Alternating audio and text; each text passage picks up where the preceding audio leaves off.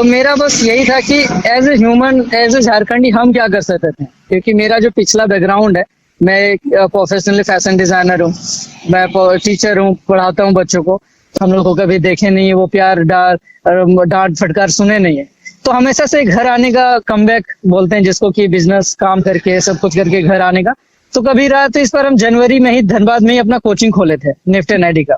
तो जब हम धनबाद 1 जनवरी को अपना इंस्टीट्यूट ओपन स्टार्ट किए, तभी लहर चल रहा था ये। अगर हम इस नजरिए को देखें कि अगर हमारे जो घर के लोग हैं जो झारखंड के हैं वो बाहर आके काम करते हैं, तो हमें ये लग रहा है कि हमारे पास इतनी अपॉर्चुनिटी और इतना कुछ है ना। जैसे मैं लास्ट ईयर 2020 के मैं बात करूं मैम, इंडिया का एक इंटरनेशनल ट्रेड फेयर होता है। झारखंड आंदोलन के लिए जाना जाता है।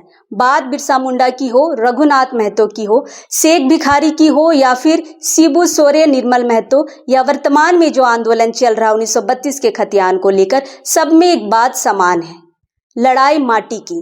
आपको पता है झारखंड में आंदोलन चल रहा है खतियान आधारित स्थानीयता को लेकर, और इस पूरे आंदोलन में युवाओं ने अपने तरीके से अपनी सहभागिता दी है। इन सब के बीच एक ऐसा युवा है जिसने साइकिल से भारत भ्रमण कर लोगों को संदेश दे रहे हैं और जागरूक भी कर रहे हैं। नाम है विकास महतो। धनबाद के 23 वर्षीय विकास महतो पेशे से फैशन डिजाइनर हैं और बच्चों को पढ़ाते भी हैं। इतनी कम उम्र में विकास महतो अपने दोस्त रवि महतो के साथ मिलकर 1932 के खतियान को लेकर इतना बड़ा बीड़ा उठाए हैं, और 28 अप्रैल से इन्होंने बेंगलोर से चलना शुरू किया और 350 किलोमीटर की दूरी तय की साइकिल से। फिलहाल अभी विकास पांडिचेरी में है, और चूंकि विकास यात्रा पे हैं तो उनसे वीडियो इंटरव्यू नहीं हो सका, लेकिन हमने टेलीफोनिक उनसे बात की है। तो आइए जानते हैं धनबाद के इस युवा जोश विकास महतो ने 1932 के खतियान को लेकर क्या कहा। विकास जी जोहार, मैं सुनीता मुंडा बोल रही हूँ लोकतंत्र से। जी कैसे हैं विकास जी? बढ़िया मैम, आप कैसे हो? विकास जी, आप जो ये भारत भ्रमण निकले हैं 1932 के खतियान को लेके, जी आपके मन में ये क्या सोच आया कि पूरे भारत का ये भ्रमण करके मुझे 1932 के खतियान को लागू करो को लेके सबको संदेश देना है? कैसे ये आपके दिमाग में आया? ये मैम थोड़ा सा एक बोल सकते हैं कि हमारा जो अभी घर समाज जो झारखंड में चल रहा है, तो मेरा बस यही था कि as a human, as a Jharkhandi हम क्या कर सकते थे, क्योंकि मेरा जो पिछला बैकग्राउंड है, मैं एक प्रोफेशनली फैशन डिजाइनर हूँ, मैं टीचर हूँ, पढ़ाता हूँ बच्चों को। तो मैं अपना एक योगदान देने के लिए लगा कि मेरा ना एक्सपीरियंस आउट ऑफ झारखंड है। ज्यादातर मैं बचपन से ही मैं बाहर ही रहा हूँ। मतलब आप समझिए कि 12th के बाद मैं बॉम्बे में अपना फैशन डिजाइनिंग का कोर्स किया, फिर जॉब किया, फिर मैंने अपना कोचिंग खोला। तो मेरा अक्रॉस इंडिया एक्सपोजर रहा है, लोगों के साथ मिलना जुलना, और मेरा जो कांटेक्ट है अक्रॉस इंडिया में, समझिए कि अलग अलग स्टेट में 17 कॉलेज है निफ्ट की। तो सारी जगह मेरा बच्चा है 10-20 करके। तो मुझे लगा कि क्यों ना हम उन स्टेट में जाए जहाँ पे अभी झारखंड को हो सकता है कि इस मुद्दे पे नहीं बात है या रोशन नहीं दिया गया। तो हम लोगों से अभी मिलते हैं, जुलते हैं, खाना खिलाते हैं, लोग मुझे बातें करते हैं, तो मैं बताता हूँ ना जब, तो वो बोलते हैं कि ये तो पूरा फिल्मी स्टोरी हो रहा है तुम्हारे झारखंड में। अच्छा। अचानक से चीजें रिवॉल्व कर रही हैं, आप नई चीजों की बात कर रहे हैं, नई पीढ़ी की एक ऐसा जो अभी लगता है ना कि एक ड्रामा टाइप का लगता है सुनने में किसी को भी, कि यार तुम लोग ना क्या चीजें चेंज कर दोगे। तो एक उम्मीद जग गई है, और मुझे बस एक यही उम्मीद था कि मैं अगर अपने साइड से कुछ छोटा सा भी अपना एक दे सकता हूँ कि एक झारखंड का कुछ परिवर्तन में मेरा भी कुछ एक पहल हो, तो मेरा बस वही मोटो था। और मैंने टारगेट किया कि मैं चाहूंगा कि इंडिया के चारों तरफ से घूम घूम के जितना हो सके लोगों से 1-2-3 लोग जानते हैं, समझते हैं, बहुत बड़ी बात है कि अगर हम झारखंड को इस लेवल पे जाके एक्सपोज कर सकते। बिल्कुल। अच्छा विकास जी, आपने इसकी शुरुआत कब से की? कब से आप ये भारत भ्रमण के लिए निकले? ये मेरा लास्ट मंथ हो गया, क्योंकि अप्रैल स्टार्टिंग में ही मैं बॉम्बे गया हुआ था, क्योंकि मेरा फैशन डिजाइनिंग का लाइक कॉलेज है और वहां से मैंने वो किया, तो मैंने कुछ डॉक्यूमेंट रह गए थे। फिर बॉम्बे से मैं बेंगलोर आया। बेंगलोर में मुझे अपना जो कोचिंग इंस्टीट्यूट है, मैं बच्चों को पढ़ाता भी हूँ, तो उसको मुझे ऑनलाइन शिफ्ट करना था, तभी इस चीज को हम कर सकते थे। तो बेंगलोर आके मैंने स्टार्ट की अराउंड वही 25 तारीख को मैंने अपना जो भी काम है उसको ऑनलाइन शिफ्ट कर दिया, और 25 से लेके मैंने 2-4 दिन प्लानिंग किया, साइकिल वगैरह खरीदा बेंगलोर में, थोड़ा बैग वगैरह पैक किया, और मैं 28 तारीख को निकला हूँ बेंगलोर से चेन्नई के लिए। 28 अप्रैल? हाँ 28 अप्रैल को सुबह वही 9:30 बजे के आसपास मेरा एक फ्रेंड है रवि महतो मेरा जो बाकी चीज देखते हैं, जैसे पोस्ट करना सोशल मीडिया में, वो मेरा अंदर की पार्ट देखते हैं, मैं बाहर फील्ड में रहता हूँ। हम दोनों मिलकर इस अवेयरनेस को फैला रहे हैं जो हम हो, क्योंकि वो भी डिजाइनर है, हम भी डिजाइनर है, हम लोग सेम चीज पढ़े हैं। वो मोहाली से पढ़ा है, हमने बॉम्बे से पढ़ा है। तो हम लोगों को लगा कि यार चलो हम लोग कुछ करते हैं, क्योंकि आज तक हम लोग कभी घर में रहे नहीं है। 10-20 साल से हम लोग बाहर ही हैं, समझिए कि जब से पढ़ रहे हैं। तो हम लोग को बाहर का दिन दुनिया जो देखें वो चीज शेयर करना। तो 28 को हम 9:30 बजे के आसपास निकले होंगे और 29 चले 30 को हम वही 11 बजे के आसपास चेन्नई पहुंच चुके थे। अराउंड 349 किलोमीटर का दूरी पड़ता है गूगल मैप में, तो मैंने यही देखा था। ऑन रोड साइकिल से अराउंड हम 2 या 3 दिन ऐसे 28, 29, 30 ये 3 दिन में हम कवर किए। अब जब हम चेन्नई पहुंच गए तो हमको लगा कि यार ये जो किलोमीटर्स होते हैं ना, इतना हैवी दिखती हैं और जस्ट एज एन नंबर है, मैं माप सकता हूँ। तो फिर मुझे लगा कि क्यों ना अब इंडिया लेवल पे किया जाए। फिर हम चेन्नई से स्टार्ट किया, अभी पौंडीचेरी जा रहे हैं और मेरा अराउंड 60 किलोमीटर हम ट्रेवल किए हैं अभी तक, और आई थिंक मुझे 96 किलोमीटर रह गया, मैं अभी रेस्ट कर रहा हूँ। अच्छा विकास जी, आपकी उम्र क्या है? मेरा उम्र 23 ईयर है मैम। विकास जी 23 साल के हैं। हाँ, और 20 साल से आप बाहर रहे हैं जी। उसके बाद भी झारखंड के मुद्दों को लेके इतने संवेदनशील हैं और पूरे भारत भ्रमण के लिए निकल रहे हैं।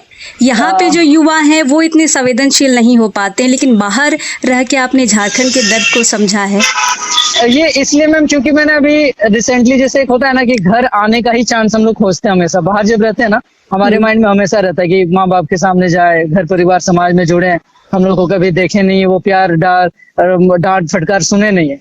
तो हमेशा से घर आने का कमबैक बोलते हैं जिसको, कि बिजनेस काम करके सब कुछ करके घर आने का। तो कभी रहा, तो इस पर हम जनवरी में ही धनबाद में ही अपना कोचिंग खोले थे निफ्ट NID का। तो जब हम धनबाद 1 जनवरी को अपना इंस्टीट्यूट ओपन स्टार्ट किए, तभी लहर चल रहा था ये पूरा जो मानव श्रृंखला और ऐसे बहुत सारे चल रही थी। मैं शर्ट पैंट पहनने वाला, ब्लेजर कोट पहनने वाला, मैं सोचा मैं क्या कर सकता हूँ, क्योंकि ये सबसे बड़ा गोल्डन अपॉर्चुनिटी है जब आप अपने समाज, अपने जाति, अपने धर्म और अपने संस्कृति के लिए कुछ करते हो। फिर मेरे को लगा कि मैं कोचिंग अगर ऐसा प्रोफेशनल है कि मैं अगर खुद पढ़ा ना तो मेरा सब कुछ चला जाएगा जो मेरा पिछला बनाया हुआ है, क्योंकि आज के टाइम में मुझे कॉलेज, यूनिवर्सिटीज, इंडिया के 30 कॉलेज के साथ मेरा टाई अप है, उनके साथ उठना बैठना है। इंडिया में कहीं भी स्टेट में जाता हूँ तो मुझे कोई ऐसा नहीं होता कि रोकने वाला या टोकने वाला, मैं आराम से कंफर्टेबली वहां सर्वाइव करता हूँ। मैंने सोचा अभी नहीं, थोड़ा सा हम प्लानिंग कर लेते हैं। तो मैंने तभी से जनवरी ऑनवर्ड मैंने प्लानिंग क्या किया जाए। तो मेरा जो फ्रेंड रवि है उसका भी यही प्लानिंग था, क्यों ना यार हम लोग कुछ ऐसा करें जो हमारे हुनर बेस्ड हो, हमारे नॉलेज बेस्ड हो।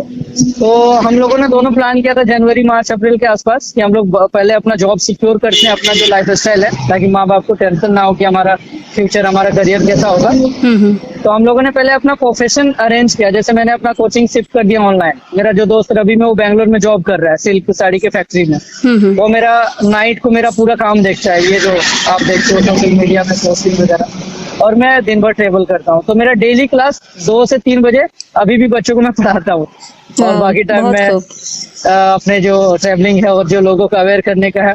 सबसे इंटरेस्टिंग चीज जो लगा मुझे साउथ में आके, कि यहाँ का जो कल्चर है इतनी रिच और इतनी हाई इंटेंस कल्चर है मैम, कि यहाँ की संस्कृति आप देखो कि धोती पहन के लोग घूम रहे हैं, पत्तल में खाना खा रहे हैं, और आप एक भी पोस्टर, होर्डिंग, बैनर नहीं देखिएगा। इवन अभी अगर न्यूज़पेपर भी उठाइएगा तो वो तमिलनाडु, केरला और इन लैंग्वेज में, ना तो यहाँ हिंदी ठीक से बोलते हैं ना तो इंग्लिश बोलते हैं। तो ये देख रहे हो, अपनी संस्कृति को बचाने के लिए एक नॉर्मल से नॉर्मल इंसान भी उसके लिए वो अपने आप को डेडिकेटेड है। बिल्कुल, और यही आप झारखंड में चाहते हैं। हम यही चाहते हैं कि एक जो लहर अभी चली, अगर ये अभी नहीं चेंज हुआ तो हमको नहीं लग रहा कि आने वाली पीढ़ी में और कोई चेंज कर सकता है और इतना कोई रिवॉल्यूशनरी ला सकता है। मुझे नहीं पता एक्चुअली कौन है, कैसे है, कहाँ से स्टार्ट हुआ, लेकिन एक ओरिजिन की जो एनर्जी है ना, लगता है कि मुझे भी वो पड़ गई है, और मैं भी चाहूंगा कि इस आग में थोड़ा सा अपना हाथ बटा लें। विकास जी, हाँ, 1932 का जो ये खतियान है जिसको लेके आप पूरे भारत में अवेयर कर रहे हैं, इसका एक मुद्दा ये भी है कि बाहरियों को यहाँ जॉब है और यहाँ के लोग बाहर काम करने जाते हैं। आप तो मुंबई में रहे हैं, तो आपने ये देखा भी होगा कि झारखंड के बहुत लोग वहाँ हैं।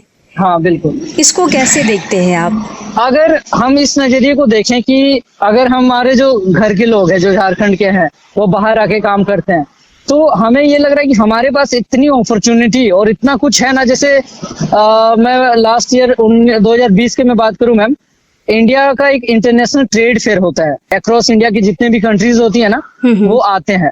तो दिल्ली में ये ट्रेड फेयर था प्रगति मैदान में, तो एज ए मैं हरियाणा के साइड से रिप्रेजेंटेटिव था वहाँ पे। अनिल जी हैं। झारखंड से क्यों नहीं? झारखंड से इसलिए नहीं क्योंकि मैं झारखंड में उस टाइम कुछ नहीं कर रहा था। मेरा पहला कोचिंग खुला था फरीदाबाद में। तो जो मेरे वहाँ पे पार्टनर्स हैं तो वो एक नॉन रिप्रेजेंटेटिव हैं। आई मीन वहाँ के जो सीएम है हरियाणा के वो उन्हें जानते हैं, तो मैं उनके साइड से गया हुआ था। तो मैंने सबसे पहले जाके ना अपना झारखंड का ये स्टॉल देखा, क्योंकि पूरा देश विदेश का स्टॉल लगे हुए थे, पूरा foreign, Taiwan, Tokyo, America, London, Dubai, सबका था, अफगानिस्तान, सबका स्टॉल था। मैंने जब झारखंड का स्टॉल में देखा ना डिस्प्ले में, तो हमारे पास इतनी रिच है, इतने डिफरेंट वेराइटीज के पत्थर है, कोल है, माइंस है, और पता नहीं क्या क्या एकदम जो बता रहे थे मतलब जो लोग थे। और अपने पास सिर्फ साड़ी है, सिल्क की, बैम्बू आर्ट है, कल्चर में हमारी जो संस्कृति और टिकुली आर्ट है। उसके बाद अगर कांथा देखते हैं, जो कैथा हम लोग बोलते हैं, गेंद्रा बोलते हैं, तो ये सारी चीजें हैं। एज ए डिजाइनर मुझे फैसिनेट किया कि मैं ना आके धनबाद में डिजाइन से कुछ काम करूंगा, कि फैशन को लेके आगे बढ़ावा दूंगा। लेकिन यही सोच के साथ जब धनबाद में आया, धनबाद में यहाँ का मैंने देखा कि लोगों को कुछ नहीं है, हाजिरी खटने जाना है, उसके बाद आके घर पे सोना है।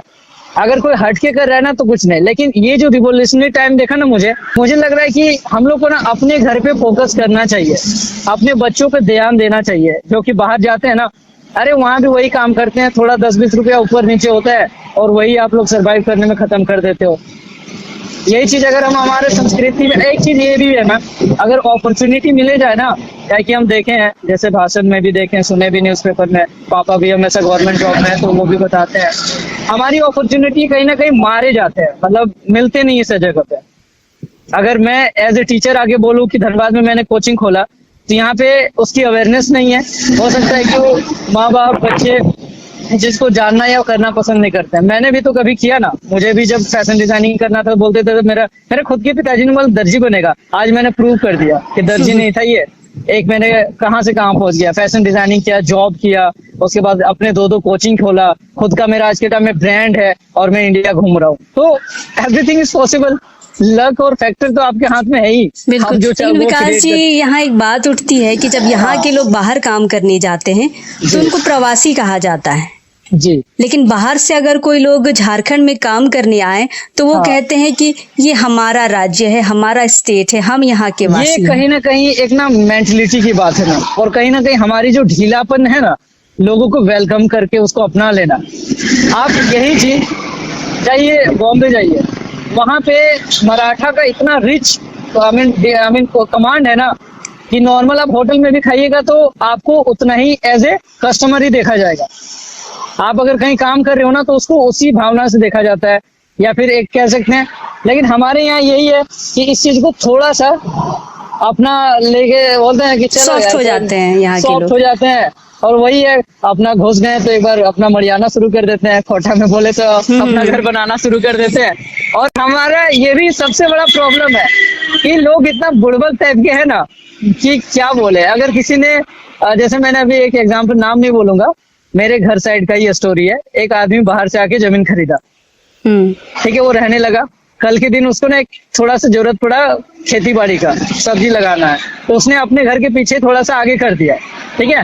अब दूसरा जिसका आदमी का जमीन है वो कुछ नहीं कर रहा है, उसे हाँ 2-4 दिन रहेगा, खेती उर्ती कर रहा है। अरे यार धीरे धीरे तो बाउंड्री बना रहा है। अच्छा, ठीक है। अब हम आंखों से देखा हुआ है कि ये घर का पीछे का बात है, और हम लोग क्या है, जिसका जमीन है वो जा रहा है हाजिरी खटने के लिए धनबाद, कोयला में, सब्जी में, उसको कोई फर्क नहीं पड़ रहा है। लेकिन यही आज ये जो स्टोरी आपने बताई ना, ये सिर्फ आपके घर के पीछे की स्टोरी नहीं है, ये पूरे झारखंड की स्टोरी है। ये मैंने देखा हुआ है, इसीलिए मैंने फटाक से बोला। क्योंकि मैं अब क्या है कि यही स्टोरी 10 साल बाद क्या होगा कि जब उसका बच्चा होगा ना, क्योंकि पॉपुलेशन तो बढ़ ही रहा है, जब उसका बच्चा होगा तब वो बोलेगा अरे यार ये तो मेरा बाप का था, ये मेरा दादा का था, ये कैसे आ गया। तब हम लोग यहाँ खेती करते थे। तब उसकी याद आएगा कि 1932 भी कुछ था और ये सब भी नियम कानून भी था, और जो उसका बाबूजी अभी दारू पी के सब्जी बेचने या हाजिरी खटने जा रहा है, उसको कोई फर्क नहीं पड़ रहा है। बिल्कुल, उसका बेटा क्या कर रहा है क्या नहीं। तो ये जो मेंटलिटी है ना कहीं हम बोलेंगे कि गलत चीजें तो है हमारे बीच में भी, शराब है, लोगों के बीच में एक सही अवेयरनेस नहीं है। लोग उतने शिक्षित हैं तो शिक्षित मतलब साक्षरता को नहीं समझते हैं। सरकारी स्कूल बोल देते हैं, अरे भैया सरकारी स्कूल में पढ़ के कितने महान लोग बने हैं। और आज के टाइम में अगर देखो तो दिल्ली का ही जाओ, हम तो दिल्ली रहे हैं, दिल्ली का मैम जो केजरीवाल सरकार है, सरकारी स्कूल को आप समझ लीजिए कि उस स्कूल में मतलब बहुत सारे स्कूल्स में मैंने देखा है, सुना है कि वहाँ फॉरेन के पढ़ते हैं टीचर, उसके बाद आते पढ़ाने के लिए। हमारे यहाँ कोई भी टीचर बन के कहीं भी घुस रहे हैं। और सबसे पहली बात, जो अथॉरिटी में बैठते हैं ना, सिस्टम ही तो बड़ा एकदम ढीला ढाला है। हमें लग रहा है और जो हमें उम्मीद है इस नए पहल के साथ, जिसके लिए मैं अपने आप को इतना डेडिकेशन के साथ ट्रेवल कर रहा हूँ, अवेयर कर रहा हूँ, मेरा बस इतना ही मोटो है मैम कि अगर बदलेगा तो नए सिरे से सब कुछ एकदम फ्रेश होना चाहिए। और कहने का मतलब हमें आप एक नए झारखंड की कल्पना के साथ कल्पना कर रहे हैं। अगर नहीं होगा तो अब कुछ नहीं, हम पीछे नहीं हट सकते हैं, क्योंकि जिस कारवां के साथ हम निकले हैं, एक बार तो पहले इंडिया भ्रमण करके हम दिखा देते हैं कि हाँ भैया झारखंडी हैं तो हम लोग भी मायने रखते हैं इस जगह पे। और कम देख जिस दिन हम झारखंड में किए मैम, तो उस दिन बस सोशल वर्क और इन सारी चीजों में करेंगे, क्योंकि मेरा एज अभी 23 है। अभी एटलीस्ट 50 साल बहुत वक्त है आपके पास। अभी मैं जीऊंगा ना 50 साल तक, दाढ़ी मोछ पकने तक तो मैं कुछ ना कुछ बदल के जाऊंगा। बिल्कुल बिल्कुल बिल्कुल। अच्छा विकास तो मुझे जी, उम्मीद है मैम, बहुत आप बड़ा ट्रैवल के लिए जब निकलते हैं, हाँ, तो कभी कुछ ऐसी घटना हुई है जिससे ये लगा हो कि मैं सही चीज के लिए निकला हूँ?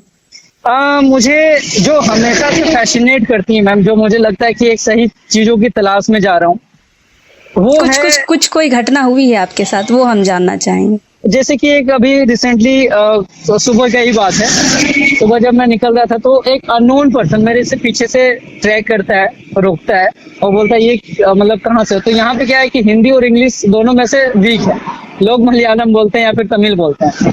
तो इनका कहना होता है कि क्या है। तो जब मैंने उसको बताया 1932 के बारे में, तो उनको यही लगा कि अगर तुम किसी उम्मीद के साथ ये ट्रेवल कर रहे हो ना, तो हम भी देखना चाहेंगे कि एक नया चीज होने वाला है झारखंड में। ठीक है, तो हमारा यही है कि यार धीरे धीरे लोग तो जुड़ ही रहे हैं, कहीं ना कहीं 1 जुड़े, 2 जुड़े, 3 जुड़े, तो यही सब चीजें। विकास जी, इस हमारे और आपके बीच की जो बातचीत है, इसको पूरे दर्शक सुन रहे हैं, क्या कहेंगे उनको? मैं यही कहूंगा कि आने वाला जो पीढ़ी है, जो यूथ है बेसिकली, क्योंकि मेरा नाम मैं क्या बोलूंगा, एक बच्चा ही कहते रहूं, मेरा जो यूथ है उससे यही मैसेज है कि आने वाला जो कल है वो आपके हाथ में हो सकता है, अगर आप उसको लोगे अपॉर्चुनिटी की तरह। क्योंकि आप पढ़े लिखे समझदार होंगे, कहीं ना कहीं एक अच्छे जगह पे, एक अच्छे घर फैमिली से होंगे, बहुत सारी अप एंड डाउन होंगी। डिमोटिवेट नहीं होने का, बी पॉजिटिव और एक उम्मीद के साथ एक नया पहल स्टार्ट हुआ है, उसमें अगर हम जुड़ जाते हैं एक दूसरे के साथ, हाथ से हाथ, कंधे से कंधा मिला लेते हैं, तो कहीं ना हम कुछ भी बदल सकते हैं। और फॉर एग्जाम्पल मैंने भी जो बेड़ा उठाया है कि एकदम मैं घूम के सबको बताऊंगा, ये इतना आसान नहीं है। मुझे भी कभी कभी रोना लगता है, क्योंकि जब भिलोर में क्रॉस कर रहा था मैम, एक छोटा सा घटना मैं शेयर करूं। बिल्कुल। तो भिलोर में मैंने ऑब्जर्व किया अपने आप को थोड़ा सा, कि जब हम चेन्नई इंटर कर रहे थे तो चेन्नई मुझे वेलकम किया बहुत ही काम और रिलैक्स की तरह, क्योंकि चेन्नई उतना ही सूदनिंग था, बहुत ही सॉफ्ट और बहुत ही शांति प्रिय था। भिलोर मेडिकेशन के लिए जाना जाता है, तो अचानक से कुत्ता मेरे साइकिल में घुस गया, जबकि मैं रोड के बाहर चल रहा था। तो मेरे को लगा कि भिलोर मुझे ना वेलकम कर रहा है मेडिकल ट्रीटमेंट के साथ। जैसे मैं गिरा, ज्यादा चोट नहीं लगा, मुझे थोड़ा सा पैर में चोट लगा और घुटना में लगा, तो थोड़ा पेन तो होता ही है क्योंकि आप साइकिल पे रन कर रहे हो। अचानक से 5-10 ऐसे बच्चे, छोटे छोटे बच्चे, पहले तो छोटे छोटे बच्चे आए जो घर पे हम लोग समझते हैं कि 800